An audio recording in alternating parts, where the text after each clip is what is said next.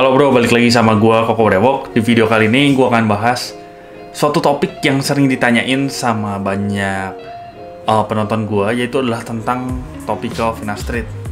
Nah, di sini gua udah ada laptop, mungkin nggak kelihatan ya karena memang hari ini materinya lumayan. Nah, ini udah ada. Oke, untuk sumber informasi aja biar nggak miss gitu, karena jujur gue nggak punya barangnya dan gue nggak pegang barangnya sama sekali. Jadi ini biar nggak miss aja gue sampaikan informasi buat kalian. Oke, so langsung aja nonton dulu bumper channel Koko Brewok. So here we go.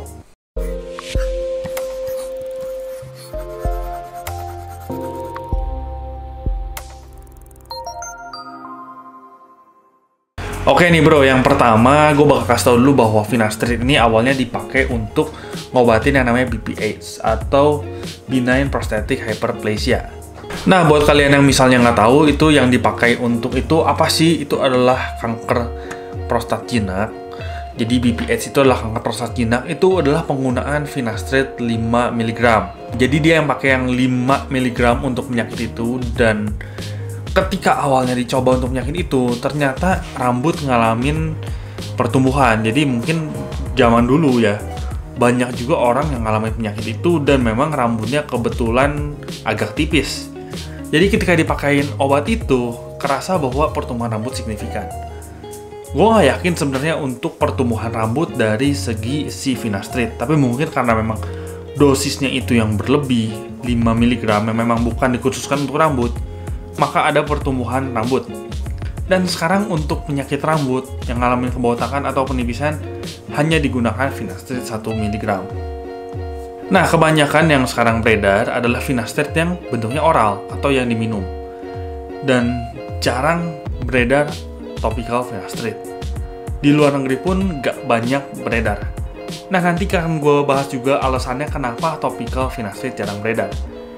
Nah, sekarang gue akan bahas dulu kenapa orang beralih dari yang namanya oral finasteride ke topical finasteride. Jadi untuk kalian yang nggak tahu bahwa oral finasteride itu sesuai dengan namanya oral, jadi itu adalah finasteride yang bentuknya pil yang memang diminum. Banyak merek dari finasteride sendiri, banyak banget lah. Dan topical finasteride sendiri adalah yang dioles, itu adalah campuran minoxidil. Jadi sebenarnya campurannya sendiri bukan cuman finas doang, tapi dia ada 3 campuran kalau nggak salah. Nah, topical finasteride itu adalah campurannya topical finasteride sendiri atau finasteride, kandungan si finasteride-nya. Ada minoxidil juga dan ada arachidonic acid. Nah, arachidonic acid ini dia yang kayak buat ngangkat sel kulit mati gitu loh. Jadi retinoic acid itu dia yang untuk ngangkat sel kulit mati, mungkin itu memang jadi bagus untuk dioles. Nah, kenapa nih banyak orang yang beralih dari yang namanya oral finasteride ke topical finasteride? Yang pertama mungkin orang takut yang dengan isu-isu yang beredar dengan efek samping, mulai dari penurunan libido dan lain-lain. Itu yang memang banyak beredar. Dan ya itu memang faktanya sih. Ketika lu konsumsi yang 5 mili, walaupun yang 1 mg juga ada kemungkinan tetap efek sampingnya, walaupun jauh lebih kecil daripada penggunaan yang 5 mili. Tapi harus kita bedah dulu gitu, kita jangan langsung ketika ada efek samping kita langsung jiper atau kita langsung takut, karena sesuatu yang berlebih itu ya memang bakal nyebabin yang namanya penyakit. Bukan jangan kalian sorotin aja si finas gitu, tapi misalnya kalau kalian makan makanan berlebih, lu makan nasi berlebih pun lu akan yang ngalamin diabetes atau kencing manis. Itu yang memang gak lu sadar dari sehari-hari gitu. Misalnya kalau lu memang barbar makan nasinya, itu bakal kejadian. Bisa banget, banyak banget orang diabetes itu karena kebanyakan makan nasi. Jadi lu jangan cuma menyoroti juga. Dan lu makan es krim gitu ya, sehari 1 kali selama 3 bulan, itu nggak akan bikin lu diabetes. Atau bahkan misalnya lu ngerokok sehari 1 batang selama 3 bulan, nggak akan mungkin lu tiba-tiba udah 3 bulan dicek langsung kanker paru gara-gara selama 90 hari lu ngerokok 90 batang gitu. 90 batang untuk 3 bulan dan langsung kanker paru, itu nggak mungkin juga. Nah, jadi misalnya untuk kalian yang memang takut, ini gue bakal kasih juga fakta dari Alodoc. Jadi ini nggak sembarangan, memang ada faktanya juga dari Alodoc. Dia ada tulisannya juga untuk dosis finasteride. Untuk penyakit pembesaran prostat jinak atau BHP yang tadi udah gue sebutin, itu dosisnya adalah 5 mg per hari selama 6 bulan. Selama minimal 6 bulan, minimal, bukan maksimal, ini minimal. Jadi lu nggak bisa dapetin hasil yang instan gitu. Itu untuk yang tadi pembesaran prostat ya. Dan yang akan gue bahas di sini adalah untuk masalah kebotakan. Kebotakan akibat hormon androgen, jenis androgeni, atau segala jenis kebotakan. Karena kebotakan di usia 20-an, banyakan ya karena memang hormon. Kalau misalnya lu kebotakan yang ngalamin karena diikat kuda yang sempat gue bahas, misalnya, atau jamur, lu nggak butuh yang namanya finasteride. Nah, di situ disebutin dosisnya 1 mili per hari selama minimal 3 bulan, minimal 3 bulan. Jadi kalau misalnya lu penggunaan finasteride cuma 1 bulan, itu nggak akan ada efeknya. Dia minimal 3 bulan. Ini alodok loh, berarti itu yang memang udah diteliti, udah berguna. Jadi makanya obat ini ada, pasti udah melalui penelitian bahwa obat ini bisa berguna untuk ngatasin kebotakan. Syaratnya adalah minimal 3 bulan. Nah, menurut gue sendiri dari sumber yang banyak gue baca, itu penggunaannya bagusnya sekitar setengah tahunan. Jadi lu minimal 3 bulan dan 6 bulan maksimal in row. Ketika misalnya lu mau pakai lagi, untuk kedepannya lu bisa kasih jeda dulu, karena ini memang obat yang lumayan lah. Jadi lu bisa kasih jeda dulu. Jadi untuk orang yang terlalu memposingkan dengan yang namanya oral finasteride, memang ini dipakai di dunia kedokteran gitu. Banyak juga kayak formalin juga sebenarnya bisa dipakai di dunia kedokteran.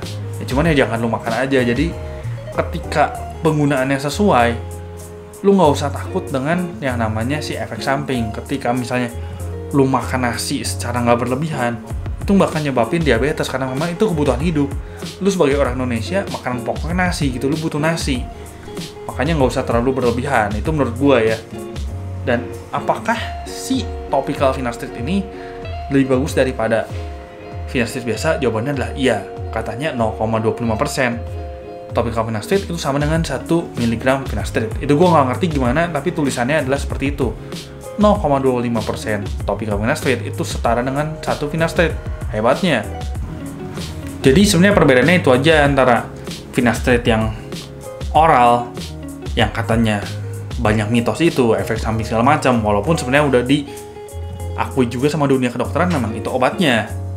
Dan ada juga topical finasteride yang memang dioles. Nah, banyak juga yang memang beralih karena ngerasa si topical finasteride itu jauh lebih aman.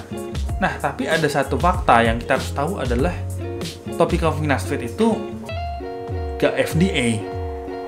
Nah, ini kita ngomongin di luar ya, itu gak FDA. Ntar bakal gue bacain juga. Nih, topical finasteride is not commercially available or FDA approved for hair loss and must be compounded. Artinya adalah topical finasteride itu nggak tersedia secara komersial atau disetujui FDA untuk rambut rontok. Jadi ketika minoxidil udah FDA, oral finasteride udah FDA, tapi si topical finasteride ini kagak FDA dan memang harus dicampur juga. Nah, yang jadi bingung adalah apakah topical finasteride ini adalah si oral finasteride yang memang dicampurkan dengan minoxidil. Itu yang gue nggak tahu. Dan gue bingung sih ketika kalau itu memang dicampurin sama penjual karena memang cuma mengincar cuan gitu ya. Gue nggak tahu. Karena menurut gue pasti ada perbedaan gitu. Ketika misalnya lu minum obat baal atau baal apa sih ya? Kayak obat menahan sakit lah. Ada obat menahan sakit yang memang dioles ke kulit misalnya supaya mati rasa. Ada juga yang diminum. Ada yang diminum, ada yang dioles biar mati rasa kayak tisu magic. Misalnya ya. Nah, itu kan pasti kandungannya berbeda. Nggak mungkin lu untuk mati rasa di mulut, lu emut-emut tisu magic gitu. Itu nggak mungkin banget. What? Dan menurut gue ada kandungan yang berbeda. Nah, ini nggak FDA approve. Takutnya yang beredar itu adalah finasteride yang oral dicampur ke minoxidil dengan kandungan satu lagi yang tadi. Apa sih namanya? Dengan si retionic acid itu dicampur jadi 3 itu retionic acid, minoxidil dan finasteride yang oral ini dicampur dan disebut topikal. Itu yang ditakutkan.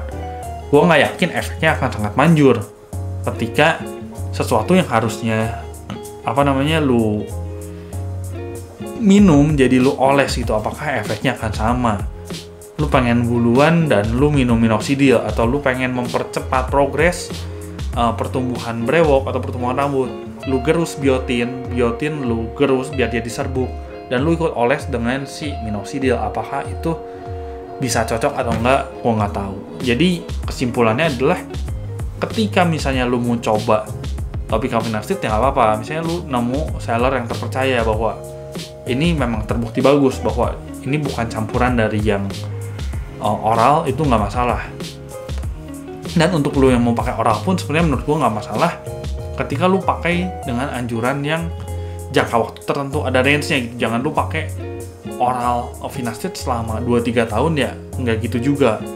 Tapi menurut gua sendiri, bukan menurut gua sih, ini menurut dari Alodoc, minimal 3 bulan, sedangkan untuk gua sendiri sempat baca dari sumber lain, gua belum ketemu juga maksimal penggunaan 6 bulan in row. Jadi itu balik lagi ke pilihan kalian mau pakai finasteride yang oral, mau pakai yang topikal, mau kalian obatin kepala kalian, mau pakai topi, mau transplant, itu semua balik lagi ke kemauan kalian, mungkin faktor ekonomi juga. Pokoknya intinya balik lagi ke lu juga lah, lu maunya gimana ya karepmu lah. Oke, segini aja videonya, gua Koko Brewok pamit dulu.